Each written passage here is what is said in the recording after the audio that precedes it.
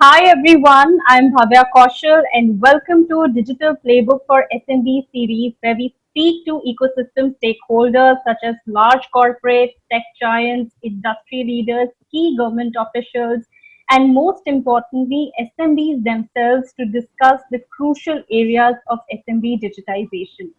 We've seen how COVID-19 has literally brought the world to a standstill. And two major realizations that businesses have had are first, that they need to go digital at all costs, and second, they need to focus on serving the customers better. And today we are here to discuss the recent phenomena, which is D2C business model. So we've seen that how pandemic has made everyone realize that D2C business model is here to stay. So I won't take much time and introduce you all to our panelists for the day. First, I would like to introduce Deep Lalwani. He's the chairperson of Adore Multi-Products Limited. Deep is a fourth generation entrepreneur whose leadership is focused on personalized customer service, coming up with top quality products and giving unique lifestyle solutions. Deep, thank you so much. We are very happy to have you today. Thank you. Thank you for having me. Moving on, I'd like to introduce you all to Karan Chaudhary. He's the co-founder of Fit and Glow, the parent company of beauty and wellness brands Wow Skin Science and Wow Life Science. Karan holds expertise in marketing and is responsible for technical and customer facing activities. Thank you. Thank you, Karan, for taking out time today and joining us. Thank you. Thank you so much, Bhavya. And finally, we have Yashas Alor. He's the founder of Everpret and he has dual degrees in finance and economics from the Australian National University. And currently, he's building Everpret, a women's focused work accessories brand. Thank you, Yashas. We are very happy to have you here. Thanks, Bhavya. Thanks for having me. So I'd like to start with Deep, and I'd like to ask him that what kind of transition he has seen over the years in terms of serving the customers. So the Adore Multi Products is a fairly old group. It has been in the business for a very long time, and definitely the way customers are served has changed over the years. So if you can talk a little about that and how has D2C seen a rise in the last few years as well. So yeah, over to you now, Deep. Yeah. Thanks, Bhavya. Thanks for having me again. So, Adore Multi Products has traditionally been a manufacturing business in the B2B space, and we do third-party manufacturing and contract manufacturing. Which what we've seen in the last few years in the transition is uh, a two-pronged strategy approach from our side. To be honest, one is where we see a lot of DTC brands coming to us for manufacturing. So the demand cycle has changed from the manufacturing perspective. Uh, it is very consumer focused. It is very go to market quickly strategies. So you have brands coming to us who are digital focused or DTC focused, saying we want 10 different SKUs in 3 months, and then we want to flip it over and get two more new SKUs. And so I think the pace at which business is being done obviously has become very quick, and all brands are listening to their consumers more. So the consumer demand is and trends are changing a lot faster. That's from the perspective of our B2B model, where we still are seeing changes as an impact of what our consumers are doing on the DTC space. What we are doing directly as well ourselves is creating brands in this segment through our e-commerce platform as well, through Sublime Life and other things we do. And what it's given us as an opportunity is, uh, like I said, we're seeing what consumers want. We're able to adapt quickly. We're able to bring product to market. Since we have manufacturing in house, the advantage of that is we kind of go to market probably a little faster than some other brands who don't have the in-house manufacturing. Uh, what we do lack, which we could, obviously, which we are because we are nascent at this phase of growth and we're still early days, is scale, right? So while DTC brands are what the ones we're working on are still small, uh, as we get scale, we'll see the changes in that segmentation. Right now, we also find that opportunity from our perspective is we are able to do small runs of multiple products. We're able to test and almost pilot test markets with and segments, and things which work that get scalable, things which don't, we flip over and move along quickly. I think a big advantage of DTC obviously is listening to your consumer and being able to create your brand and your brand voice directly with the consumer. It doesn't get muffled along the different channels, and that's a big selling point for brands to really control what they want to sell and what they want to say, and not lose their brand ethics, ethos, visibility, etc. Yeah, no, that's what. Right. Thank you. I'll now move on to Yashas and Karan and request them to talk a little bit about what is driving the growth and emergence of D2C models and why suddenly D2C has become so popular. So, what are the triggers? What are the tools that are really triggering the growth and popularity of D2C business models? It all comes down to the power of the internet, the luxury of the internet. What we have, the the luxury that we can connect directly with our customers. We can get feedback from our customers direct. The channel was never existent before. All the brands in the past used their customer used to be distributors. It never actually used to be the customers on ground. With the emergence of the internet, with the emergence of Amazon, Flipkart, and so on, where you are able to directly connect with the customer, uh, this particular model has emerged, which, in my opinion, is here to stay, and it's definitely disrupted the normal way how we do business. It has definitely started up with innovations which was never expected. It has definitely brought out different ways where customers can choose what they prefer to use on their daily basis. It definitely educates the customer a lot better. D2C as a channel has given a lot of advantages to the customer, and that is the reason why it is actually turning out to be a disruption. My understanding is that yes, I think that we are very glad to be a part of this ecosystem right now.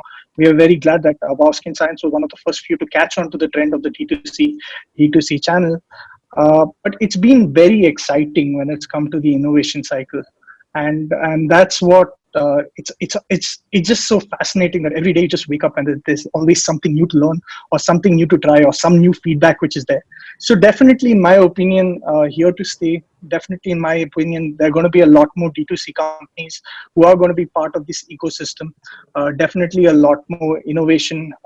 Yeah, and it's exciting times ahead. And I would also like to say that I predict in the next 5 years there are going to be at least 10 iconic Indian brands who will be part of the entire D2C ecosystem worldwide. So I think we are on the correct path. Just a little bit more on what Karan said. I think two sort of fundamental shifts have happened, right? I think consumers in general have started to experiment and started to go to niche brands for products, be it in the FMCG space, be it in work accessories like for us. For example, even baby products and dog products like head over tail stuff. So consumers, I think there's a shift in the consumer mentality to move away from companies that used to produce multiple products and multiple SKUs, moving towards companies that are more focused on the products itself, right? So that's one. And I think second, like Karan said about the internet, even from a technology point of view, it's just so easy to set up a D2C brand now, given Shopify and the logistics partners and operationally as well. It's a lot more easier. So I think those two sort of shifts have helped the emergence of D2C brands as well. Right. Karan, I move on to you, and my next question is for you. That if there is a particular business who is, planning to adopt the D2C business model, what are the steps he should take, and how can the company start building relationship with marketplaces? I've had a lot of questions and a lot of people actually coming and asking me this very question, and it just seems to be like a playbook, and I completely disagree with everyone because it is not a playbook. It is not a playbook that you follow 1, 2, 3, 4 and you're done. And I strongly believe, or rather, we as a team strongly believe that it's two things which is extremely important. First of all, it's your product, because if your product is no good, you're not going to land up anywhere. And it's the customers, whether whether the customer actually prefers or wants that particular product, because without the customer, no one's going to buy the product. I believe that the entire circle around it will eventually fall in place. But without these two key ingredients, I don't think any D2C company is going to succeed. Like, I've had a lot of experience of a lot of people actually coming and asking me this, and I ask them, what is your product? They just come back and say, it's another Me Too product. I'm like, a Me Too product is not going to do anything right now. You're already behind on the bus. So I'm not going to actually come by and say that, okay, fine, you just have to follow step 1, step 2, step 3, step 4. I think that's very wrong. I think people are going to eventually lose money. I think right now the problem is a lot of people see a lot of excitement in this phase. They try to follow a lot of people. They try to become a lot of Me Too brands. And when you become a Me Too brand, you tend to fail. The first question which they need to ask is why? Why should I exist? What is my product? Who is my customer? Why should I be there? And what is the difference which I'm going to actually doing to that person? And I think that's one of the most biggest questions to be asked before you actually come to step 2, step 3, step 4, because a lot of people actually fail to get past that step. They just say, hey, I want to just become a brand and I just want to immediately start. I will eventually sell. But what do you sell? How do you sell? What differentiates you on the product? That people don't put too much time and effort. So if anyone had to look at being a successful D2C player, I think it's very important for them to get the product right, get the customer right. And then the second question that you had asked, that how do you build relationships with marketplace and everything? Trust me, all those things will all fall in place. Because without demand actually being created, there is no marketplace which is at all going to entertain you. A marketplace is only going to entertain you if people are actually searching on the keywords. If there are no searches, however good relationships which you have with anyone in any of the marketplace, you'll just be another brand for them. Right, right. Thank you. Also, the next question is for everyone. And we've seen in the past that how going through the traditional route means that so much of cost is involved. There is so much that needs to be done in terms of supply chains, in terms of, other things within the company. But when you are embracing the D2C model, what impact does it have on the margins of a company? D2C, obviously, direct to consumer, you're cutting out the middlemen, you're cutting out offline beauty advisors, you're cutting out distributors. So on a gross margin level, you are very healthy, right? I mean, it is definitely gives you a lot more room to play with, a lot more margin in terms of a gross margin COGS to MRP ratio for sure. I think it really depends on your brand, on actually whether the net margin makes that much of an impact. A lot of people spend a lot of brands spend a lot of money on inorganic growth strategies, a lot of influencer marketing, a lot of various costs which again get associated with the DTC channel. So again, DTC on your own site, I think when you're controlling things, you still have tremendous healthy margins. I think some brands don't opt for that route. They opt for the route of third-party channels, be it an Amazon, a Flipkart, a Nykaa, whoever. And that really depends on how you negotiate your terms and how you negotiate your ad spend with each of those channels. Karan is the best person to answer this. I know he would know how to manage those costs, but from my experience, because I have limited experience in this space historically, but definitely I find the route of DTC a lot more cost effective than going with offline channels, right? So yeah, I absolutely agree with Deep. It's a lot more cheaper to go direct. Your gross margins are extremely good. Where D2C, let me draw examples from the US, because I think they're 5-10 years ahead of us, right? And this is the sort of phenomenon that's happening there. A lot of them are getting caught up with the customer acquisition costs, especially companies that are heavily reliant on Facebook and Instagram and Google. So as they keep advertising, the customer acquisition cost keeps increasing. So the amount that you require to acquire the marginal consumer becomes high on every single transaction, right? So eventually your customer acquisition cost catches up to your gross margins, is what has happened in the US. I don't believe that's happening in India, at least for a few years. But yeah, so gross margins, like Deep said, very healthy. And it again depends on your marketing and operations costs. Those are slightly minimal, but marketing is what sort of eats up a big chunk, especially for brands. And with the increasing competition, that's only going to become tougher. So I have a slightly different view. I mean, from my fellow panelists, I think D2C, at least at our own platform, is not so profitable, and it's good, but we as a brand have always considered ourselves to be a hybrid D2C company, right? We like to sell on marketplaces, we like to sell on Amazon, we like to sell on Flipkart, we like to sell everywhere along with selling on our platform. And why do we do this? Is because we want to fight with the best of the brands, and you actually come to know what's your status when standing when your market is out there and you're fighting with everyone. Why? Yes, there are commissions which are higher when it comes down to marketplace. Obviously, you do not pay commissions on your own website. But also, I would like to say is that the delivery rates, success rate of deliveries to customers are much higher on the website, on an Amazon or a Flipkart.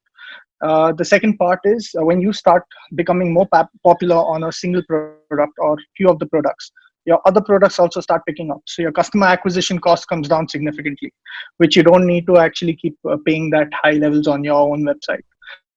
The customer satisfaction, also whether we like it or not, the big boys have already spent a lot of money on infrastructure when it has come down to logistics and customer experience and deliveries, and that is something which also gives a very, very good experience to the customers. Yes, on hindsight, I do agree. If you look at it on an accounting platform, and then you see which channels are giving you higher margins, lower margins, sure, you will get a higher margin when it comes down to your own website.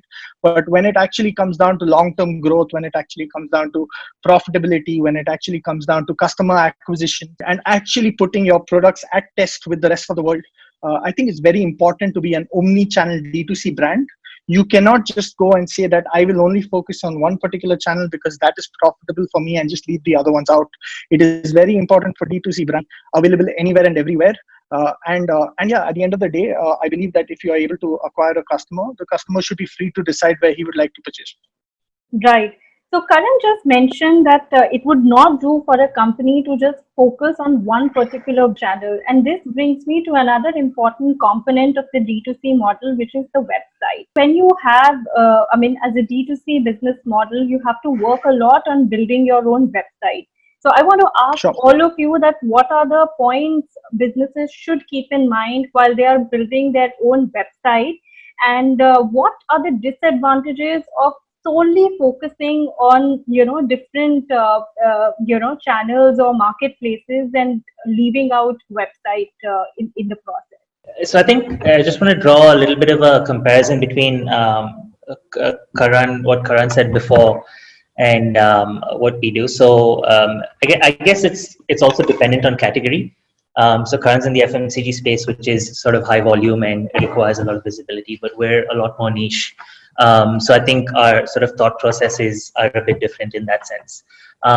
So for us, and this is something that I've always advocated, if you're starting up a D2C brand and you want to focus on your own website, just go ahead with Shopify. Don't bother unless you have a tech resource and you want to, for some reason, build a custom platform. I would always advocate for Shopify. There are enough plugins and there are enough sort of players out there to manage your operations, logistics, returns, etc. So I think that would be the simplest way to go ahead and do it, and all the integrations are in place. Your advertising, your analytics. So it's just very, very simple to get that up and going. So you really don't need a tech resource apart from a freelance probably developer that you might need. In terms, actually, I would probably not be the right person to say between website and marketplace. I guess Karan or Deep could enlighten the audience on that aspect. Yeah, so no, I think I think what Karan said makes a lot of sense, and I think what Yasha said makes a lot of sense as well. It depends on who you are as a brand, right, and which category you're in. I don't think it's one or the other. On most cases, I think you have to be on multiple marketplaces. I'm talking about mine and Karan's industry, personal care, skincare. I think you need to be in the space of third-party marketplaces, be it an Amazon, Flipkart, etc., uh, and also have your own website, right? And you can't choose one over the other, except for the fact that you can focus on one over the other depending on where you are in terms of your product life cycle, or where you are in terms of your brand positioning, etc. Uh, Completely agree that Shopify is the great place to have your own platform. I don't think you should try and reinvent the wheel. I think we learned it the hard way, and Shopify is just good for what you need to do to get yourself started on your journey, and more than just started. It's got a good 3, 4, 5 year runway to run your business. Uh, as far as my suggestion or my personal understanding is on own platforms, I think brands who have a bit of a brand pull should potentially uh, focus a little more on their own platform, because they can do a lot more they can get a lot more consumer insights from what they want to do next. I think brands which are a little more commoditized should be more on the marketplaces. It really depends on where you are, like I said, and yeah, that's it. Okay, Karan, would you so like to add? Oh, yeah, please go yeah, ahead. I wouldn't take more than 2 minutes, but one thing which I completely agree with everyone. I think as a brand, or if you're starting off as a D2C company of offline and going to online, 100% with everyone over here, Shopify is the way to go. I think people need to understand one thing, that we are not tech, or at least I may be tech to some level, but not everyone is. And you need to take a solution which is out there and focus on building a brand, because with limited time and limited effort in today's world, you need to actually be putting all your resources into marketing and branding and building a brand and communicating a story, which is on anyways going to take a lot of time and effort. So 100% Shopify is a great platform to start off. It's economical. It has plugins out of the box. Definitely do it. But more than any of that, I think some small advice is to keep the website clean. Do not put too much heavy images. Make sure it loads fast. Make sure the communication is very straightforward. Do not try to overload it with a lot of images, because those things slow down conversions. It does not give a good experience, and I think that's one very very important thing people need to look at. One very important issues which is there in the D2C panel is with regards to cash on delivery. Cash on delivery as a method is very expensive. I think it is the one of the most inefficient way to do business, especially for us as brand owners. I think that is a place where people need to be smart to see how to limit cash on delivery, and try to see how much you can do on prepaid based business. I think that's a huge roadblock for a lot of D2C players. 100%, I can tell you one thing, that marketplace is great to start initially, but as time goes, you will only get scale from your D2C channel. Right now, my D2C channel is one of our biggest channels, which is there. You will get scale, you will get data, you will be able to understand what next. But also at the same time, if you do not have a good delivery network of having your products being properly replicated across north, south, east, and west, customers are going to could have a bad or a negative impact if the products reach late. So it's a very big trade-off. It is something where you need to understand that when is the correct time for you to actually push the button to go all out on D2C. Don't you not want it that if a customer is buying from your website, you should actually give him the best experience, or the products reach as fast as possible? So there is a lot of questions on those things. It is very important to trigger it at the correct time, to plan it at the correct time. And yeah, but eventually, as I said, any brand has to take a omni-channel approach. a hybrid D2C is the correct word, which I will continuously keep using, because I think that is a very, very important way for success. Right, right, right.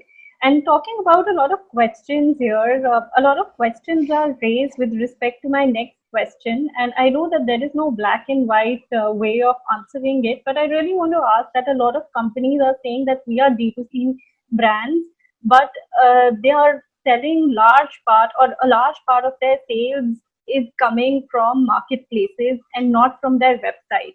Now, marketplace is still an indirect route, and your website is the direct route. So, how do you justify that? Sorry, I'm taking this question up front, guys.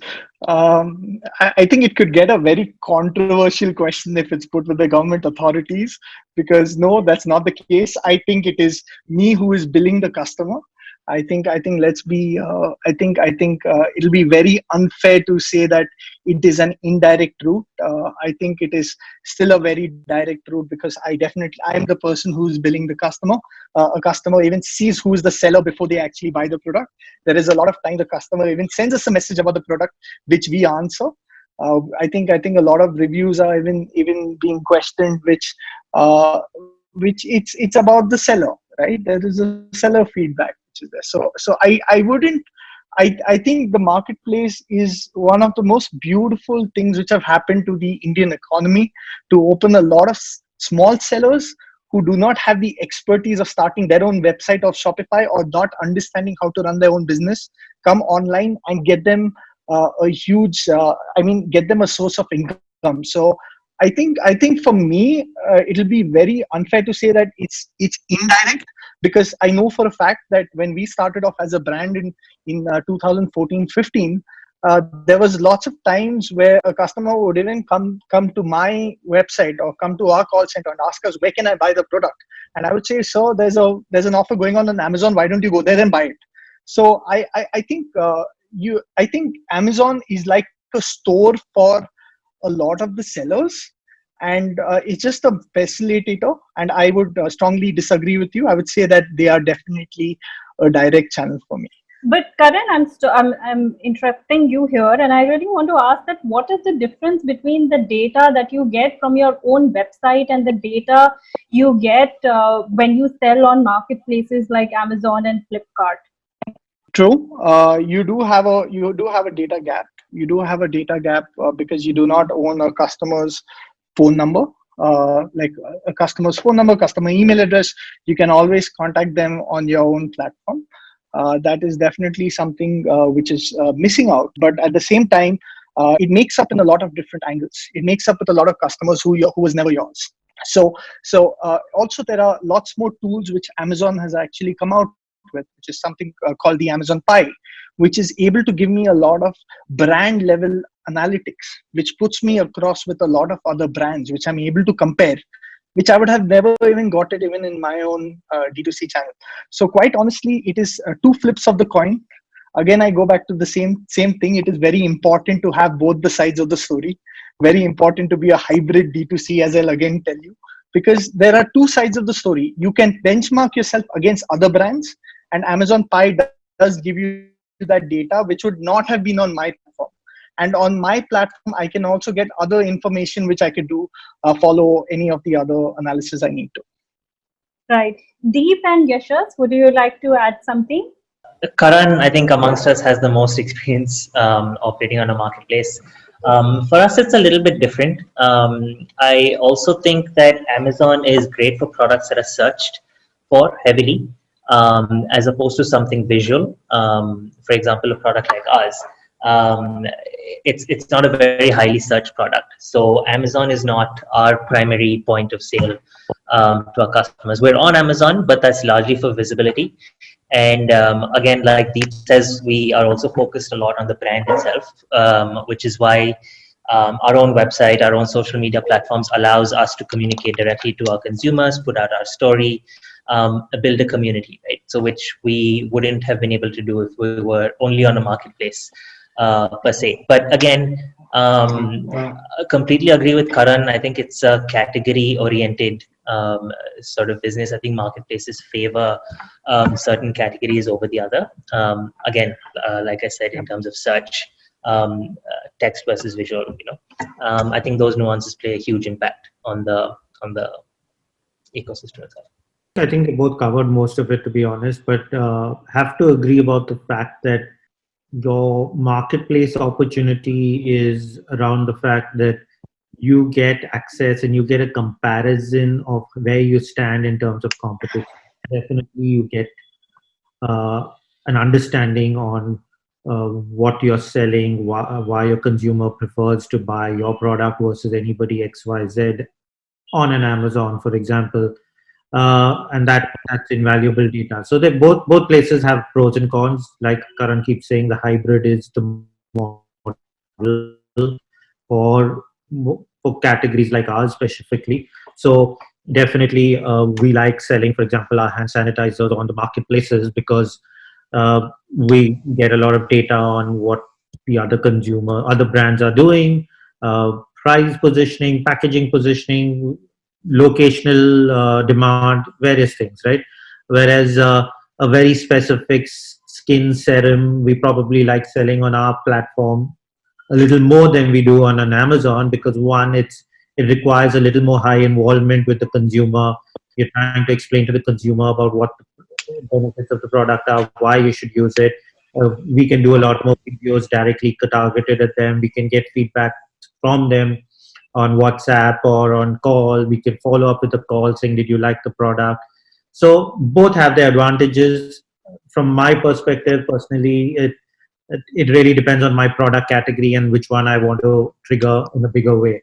Uh, but uh, but yeah, I mean, I think you do need a marketplace for a lot of things, and uh, the one which is tricky where you don't get access to even the data, like Amazon has like two models, right? One is you sell through FBA where you get some data, and then you're selling through a cloud tail where you're not getting data.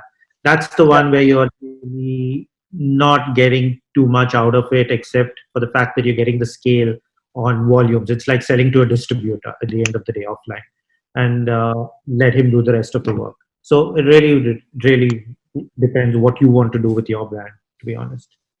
Also, Deep, here I'd like you to talk a little bit about standing out because marketplaces are places where, almost everybody is there and so many entrepreneurs come to Amazon and Flipkart, with the expectation that they might just scale faster and quicker. But how to ensure that your brand stands out on a marketplace that is loaded with so many other brands?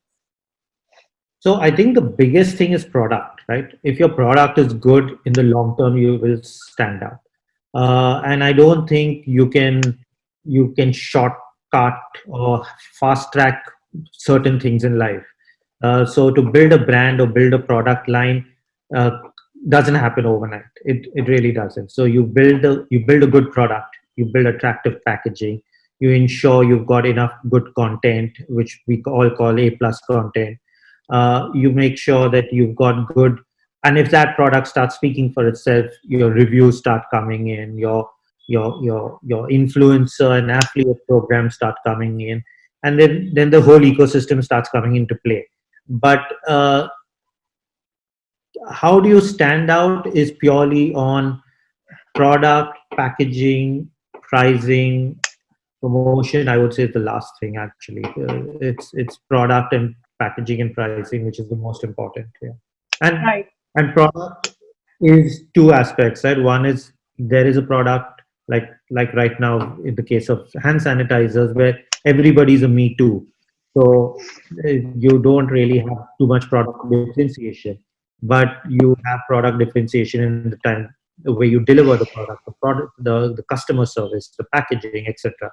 And then the other categories, of course, where you can differentiate, pick a hero ingredient, pick an active ingredient, build along that, and the various things you do around that.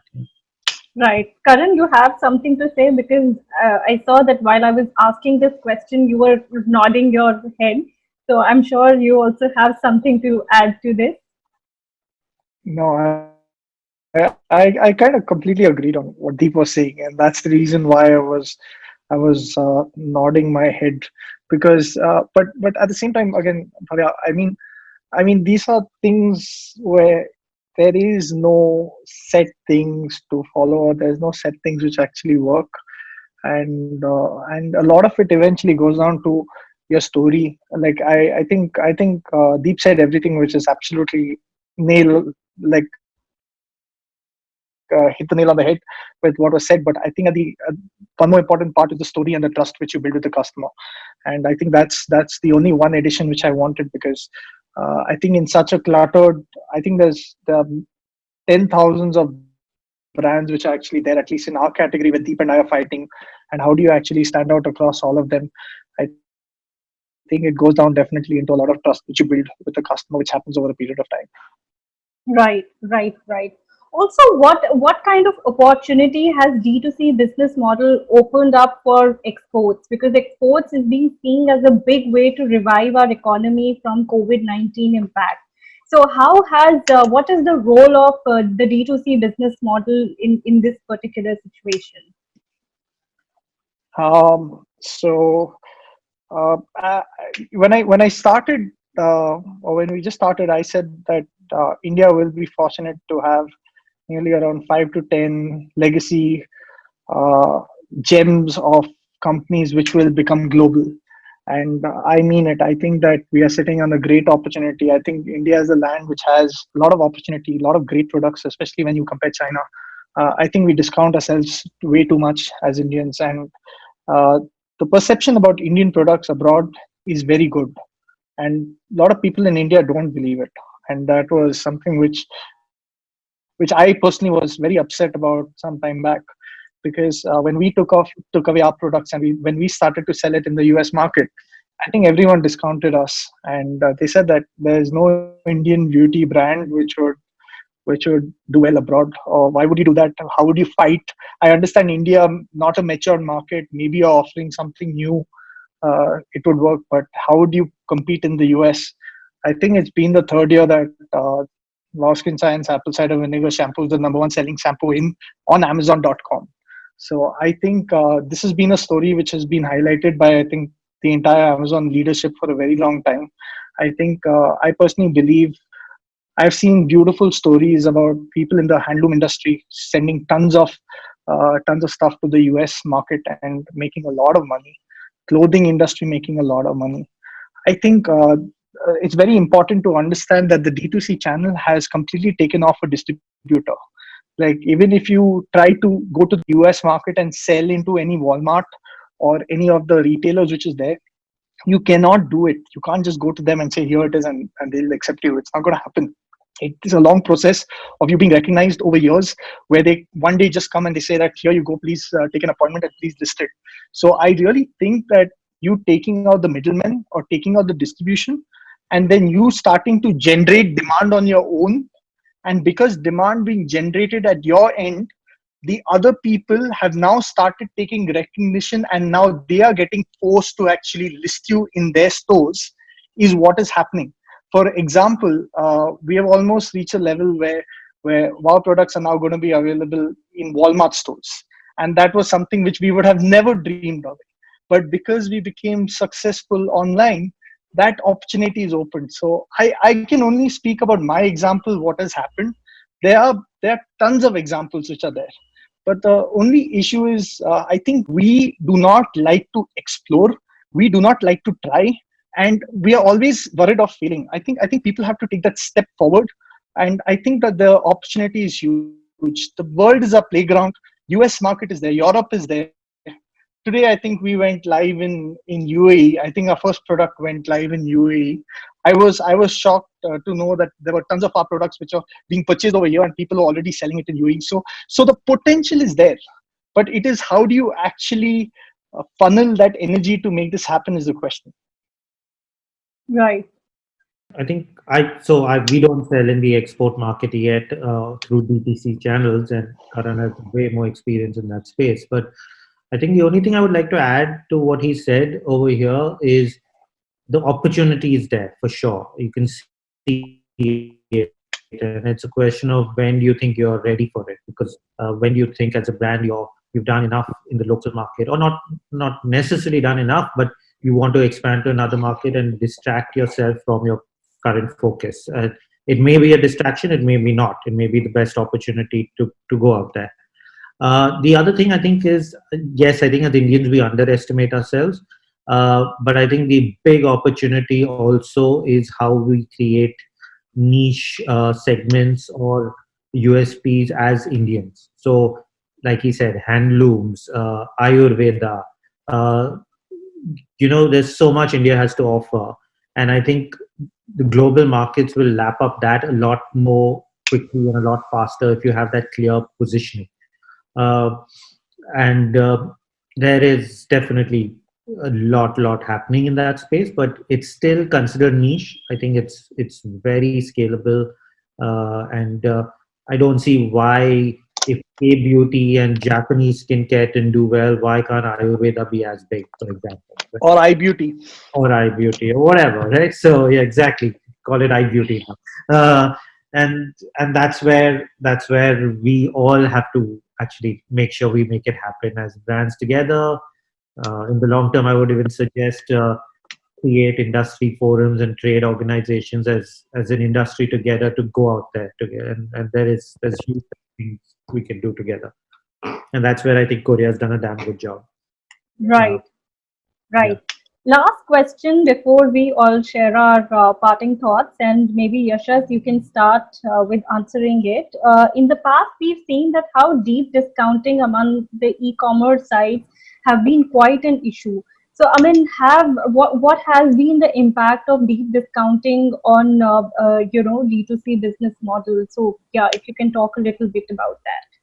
I am probably the worst person to answer this question. So, from the get-go, we always believed that we would never discount our product, unless the only reason we would is to clear stock before our new collection. That was the only reason we offer a discount, but we don't offer discounts otherwise. So we strongly believed in our product and the value that the product delivers to the customer. So there was no reason for us to discount at that point in time. So I don't actually have too much to say in this case, but yeah, I'm strongly against using that model to generate sales, because it's fundamentally it's not a business model that I understand or sort of advocate, because you're essentially burning cash to generate value, right? Which fundamentally is wrong in my belief system. But there are plenty of companies doing extremely well following that methodology, so hats off to them. Right. Yeah, I think I agree with him. I think deep discounting is not sustainable in the long run. I think a lot of companies have been able to do it and continue to able to do it because they're well funded, and customer acquisition is the core focus rather than actually gross margins or net margin profitability, unfortunately. uh, for example, on our platform at Sublime Life, we do have discounts every now and then, and we do have sales every now and then. But what really gets us frustrated is the fact that our competition or people who are in the industry just go out there and deep discount constantly. I mean, there are websites who are on sale 365 days a year and not at 10 and 20%, at 60 and 70%. And we're like, how is this ever going to be sustainable, right? I think I think everyone wants a discount. Everyone likes a promotion around your Diwali sale or your New Year's sale or whatever seems sensible. But I don't think I don't think it's sustainable if you keep doing it. And no brand, I don't think any brand can survive in the long term if they're just constantly going to be. Then you're not building a brand. You're building just a commoditized product. You're really not building a brand if you're going to be always discounted at 60% and 50% and things like that. But yeah, I completely agree with Yasha. So that's just not feasible. Yeah. Right. Yeah. Heavy discounting, all the time discounting, definitely doesn't go great for brands. But at the same time, an Indian customer is a value-driven customer, and at least online, in my understanding, how it does happen is that people are expecting a slightly better deal, because whether we like it or not, I think this is the way how how a lot has been made, right? Especially from the offline and the online. And if you're actually talking, there are tons of uh, actually tons of brands which are which normal brands which are big FMCGs which you do find online, because I think everyone does realize that there is some form of discounts which are required. I think it's very important to even take into account of the US market, because even if we have traveled to the US quite a few times and we have seen that even brands like LV has been on sale in the US. And it's actually a part where you need to understand that there are certain types of consumers who are very value driven, and you have to even address those kind of customers. Uh, Deep discounting, 50%, 60%, 70%, completely against that. I don't think that's a great idea. But I think it's very important for a customer to say, I've got a good deal. I've got a good value for a deal. It's very important not to overcharge a customer. We need to understand one thing. When a customer is buying your product, he's buying it at the price. Your product is your own product. It cannot be compared with another product. It is not a it is not a bottle of one brand and another brand selling the same water. My product will be very different from what Deep's product will be, and sometimes it's going to be very, very hard to actually compare both of them together in apple to apple. And I think customers are very smart, at least on that they understand what is a price point or what is a benchmark of that particular product. But at the same time, completely with you guys, I think heavy discounting, 40, 50, 60%, wrong way to build brands. But I do believe that Indian consumers do expect some discounts, maybe whether it's 5%, 10%, 15%. I think that helps conversion rates online, because when you start spending on Facebook, when you start spending everywhere, that impulse buy, which is sometimes needed to trigger a sale, to reduce your advertising cost, has to be provisioned. So while you can provision that discount into your pricing, it is very important to have a little bit of a discount, in my opinion. Again, it's very, very different from industries to industries. I'm again going back to what Yasha said. If I was building a luxury brand and a clothing and so on, I would not be discounting. I don't think that is something which I think I get the point over there. So it's very, very different. Like my opinion will be very biased towards one industry, and so please don't take me in any other way. No, Right. but Karan, what you said is very relevant. It's the Indian consumer wants value, right? So value does not always have to be in the sense of a deep discount. It could be if an Indian consumer finds that your product is giving them what they want at the price which is better than what they expected, they're happy, right? So Fi- and you can Yeah, do that in multiple ways. 5, 10, 15% discount is one way of doing it. The other way is a cashback. The third way is buy one, get one free, whatever it might be. So as long as you give the value to the consumer, I think they're on board with it. But I don't think deep discounting builds your brand. Right, right, right. Thank you sure. so much, everyone. We'll just, part with some last thoughts that you guys have on if D2C is the way forward for SMBs, and what would your advice be to entrepreneurs who are looking at building D2C business models? I think it's very important to get your product right first, because without product, just go back to sleep. If you then the product needs to be for the customer, and you need to make sure that there is a demand. I think those are two very important things. But third, more than anything else, is try to build trust with the customers. I think try to be honest to your customers as much as possible. Growth hacks don't work. Growth hacks may work initially, but over a period of time, sustained communication, which is truthful, honest, and yeah, and genuine. I think that is the most critical feedback I can give to anyone in D2C. Otherwise, I really think that you guys are just going to be wasting time. Right. Thank you. Absolutely. I would actually just repeat exactly what Karan said. Just again, I think he got every single thing right in that, and I would probably say the same thing. Deep? Yeah, I think Yeah. Karan got it right. I think product is the most important. There's no shortcut to a good product. So definitely that, and whatever they said is right. I think the only thing I'll add to that, because I've seen both sides. I've done a B2B I do a B2B. I run a B2B side of a business, and I run a D2C as well. And I think the only thing is, don't even think about getting into DTC if you're not willing to put in the fact that you are going to be on a treadmill for the rest of your life running this brand. So if you think that you can just put it on a marketplace and it's going to start auto selling, or if you think you can put it on a distributor who is on the DTC space and it will start selling, it doesn't happen. You have to constantly build your brand, build your product, build your content, build your customer experience, communicate with your customer, be available to your customer at all points of time. So you're always going to be running with this brand, right? And if you're going down the DTC route, it's meant for people who have that stamina, the long-term stamina. So Right. Thank you. Thank you so much, everyone, for this very insightful discussion. And thank you so much for taking out time today and being with your story today and participating in this very insightful panel discussion. Please take care, stay safe, and all the best for all your endeavors. Thank you. And please keep watching Thank you so Digital much. Playbook for SMBs. Thank you. thank you. Thank you, Bhavya.